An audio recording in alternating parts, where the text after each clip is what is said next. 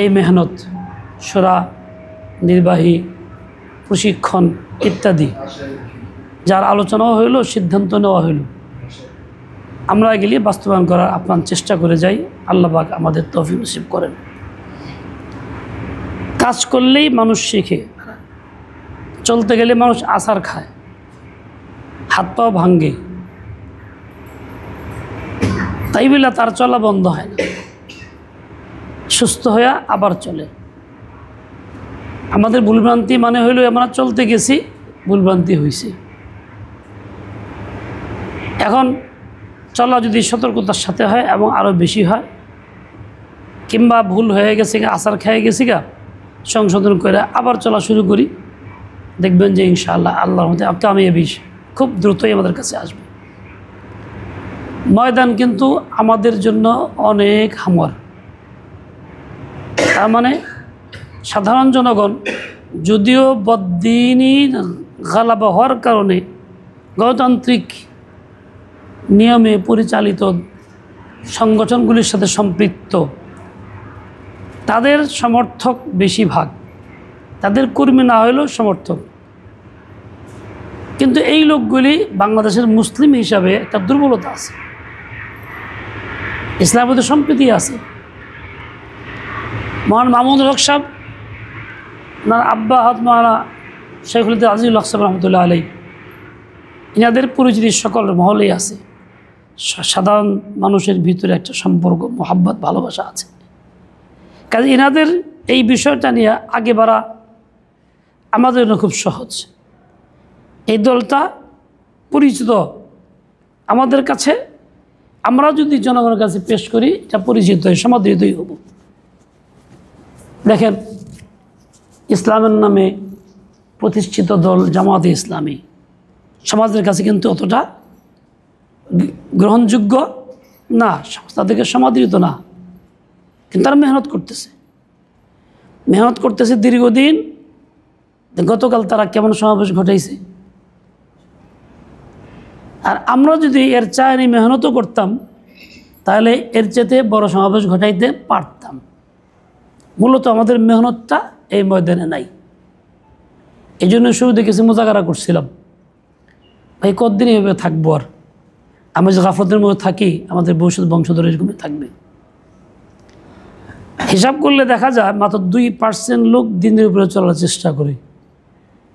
আর আমাদের দৌড় যদি 2% ভিতরেই থাকে, তাহলে আমরা সব দিক থেকেই মাঠে মারা। যাই হোক, আমাদের পরিচয় দিতেও কোনো কার্পণ্য না থাকে, যেহেতু আমরা সমাদৃত, মানুষ চিনে জানে, সহজে গ্রহণ করবে। আমরা এক্ষেত্রে পরিপূর্ণ উদ্যমের সাথে মেহনতগুলি করি এবং সাংগঠনিক প্রক্রিয়ায় যে সমস্ত প্রোগ্রাম দেওয়া হইল, এগুলি আমরা বাস্তবায়নের আপ্রাণ চেষ্টা চালাই। কেন্দ্রীয় মেহমানরা যা বলছেন ওগুলি আমরা পুঁজি বানায় রাখি, পাথে বানায় রাখি। বর্তমান সময়ে দল থেকে প্রার্থী ঘোষণা করা হয়েছে। প্রার্থী না হইলেও প্রার্থী মানে প্রচলিত রাজনৈতিক ভাষা। ইসলাম তো আসলে প্রার্থী নেই। ইসলামে মশওয়ারা ভিত্তিক জিম্মাদারি কাউকে দেওয়া উনি করেন, এখানে আল্লাহর সাহায্য আসে। প্রচলিত ভাষা প্রার্থী। আমি কিন্তু ভাষায় প্রার্থী না। আমি দলে গিয়ে দাবিও করি নাই, আমাকে দেন, ফর্ম পূরণও করি নাই, কোনো কিছু করি নেই, তারপর আমার দেওয়া হয়েছে। তার মানে বড়রা আমার প্রতি একটা সুনজর, হোসনজর রাখেন, দিছেন। এরকমভাবে হাজমাদ্দিন মোহাম্মদ সাহেব প্রার্থী প্রচলিত ভাষায়। আমার হেদুল্লাহ সাহেব কই চলে গেছে, আল্লাহ তা কেমনে প্রার্থী প্রচলিত ভাষায়। এখন আমরা যে দল আমাদেরকে ঘোষণা করছে আমাদের নাম প্রার্থী হিসেবে, না চাই না চাই আমরা প্রার্থী। এটার প্রতি আমাদের আস্থা রাখতে হবে এবং এই আস্থাকে পুঁজি করে আমাকে আগাইতে হবে। আমার লক্ষ্য কিন্তু সংসদ নয়, আমার লক্ষ্য তাগলিবে দিন, মানসিকতার পরিবর্তন, দাওয়াতটা ব্যাপককরণ, যে মুসলমান মুসলিম হয়ে যেতে পারে, ইমান নিয়ে যেতে পারে। এজন্য এই একটা উসিলাতে মেহনত করলে অনেক দূরে কাজ আগায় যাবে, অনেক মানুষ এই আলোটা পাবে, পথ পাবে। আর এই জন্যই আমরা মন বড় করি, ময়দানে চলাফেরা করি, এর প্রচার প্রসার করার চেষ্টা করি। প্রার্থী ব্যক্তিগতভাবে একা পারবে না। আপনারা যে যেখানে আছেন, আপনারা যদি নিয়মতান্ত্রিকভাবে প্রার্থীকে ব্যবহার করেন তাহলে প্রার্থী পারবে। উনি সময় দিবেন, তার সাথে ওনার সমর্থন আছে, সমাজ বুঝবে, দেশ জনগণ বুঝবে। এক্ষেত্রে আপনাদের করণীয় হবে প্রার্থীকে মাঠে নামানো এবং প্রার্থীকে সোচ্চার করা এবং প্রার্থীকে সার্বিক সহযোগিতা করা। আমাদের কারো মনে চিন্তা না থাকে আগামীতে কী হবে, জোট হবে না হবে, হলে পরে আমার আর হতে পারে থাকবে না। ভাই, আমার মাকসাদ তো আল্লাহকে রাজি করা, দিনকে গালেব করা। আর পথ যদি কথার কথা নাই থাকে, না থাকলে তো ভালো, ঝামেলা মুক্ত হয়ে যাবে, সমস্যা নাই। কিন্তু এই ছেলে আমার কাজ তো আগায় গেল।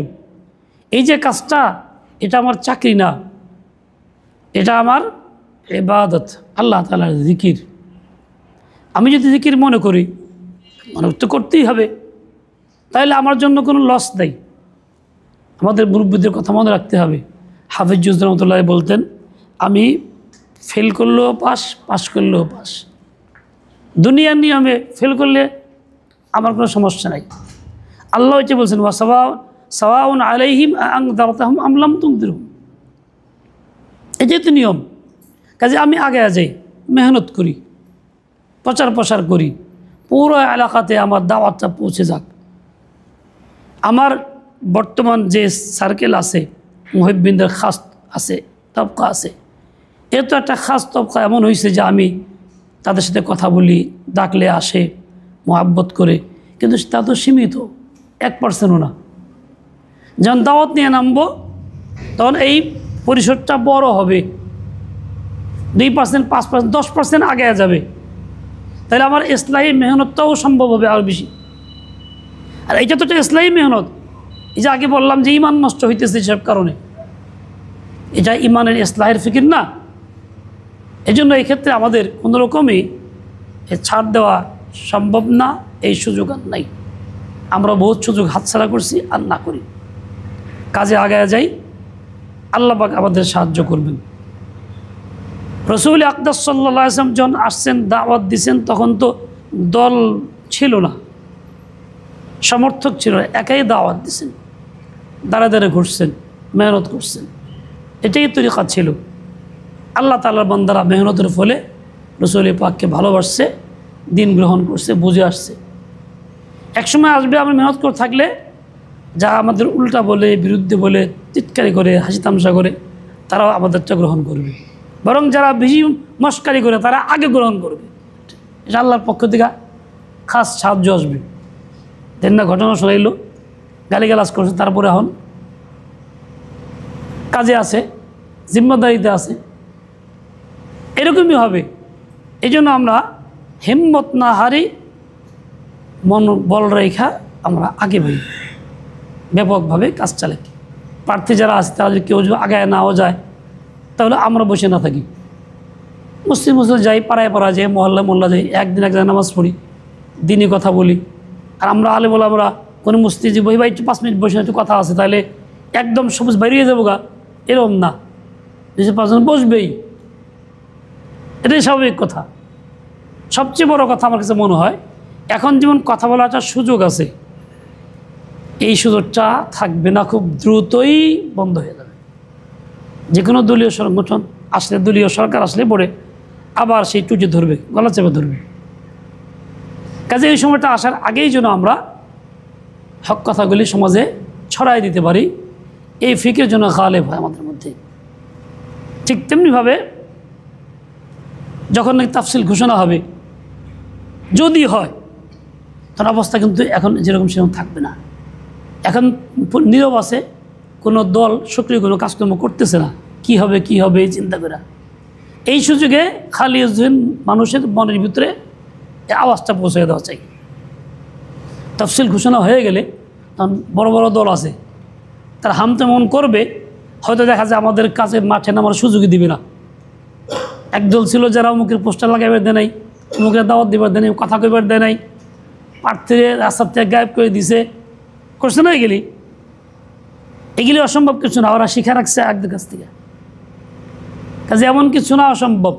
আপনি প্রার্থী হবেন, যাবেন আপনার ফর্ম পূরণ করার জন্য যাবেন অফিসে, দেখা গেল রাস্তা থেকে আপনার আটকাই দিছে, যাইবেরই দেয়। এরকম অসম্ভব কোনো কিছু না। তাই ওই অবস্থা আসার আগে আমার দাওয়াতটা ব্যাপক হয়ে যাক। আল্লাহ তাআলা আমাকে আপনাকে সবাইকে হিম্মতের সাথে সকল কাজ আঞ্জাম দেওয়ার তৌফিক দান করেন। বাংলাদেশ খেলাফত মজলিসকে আল্লাহ তাআলা কবুল করেন এবং গৌরদরায় পৌঁছাইয়া দেন। বাংলাদেশ খেলাফত মজলিস জিন্দাবাদ, বাংলাদেশ জিন্দাবাদ। ওয়া সাল্লাল্লাহু তাআলা আলা নবিয়্যিল উম্মি ওয়া আলা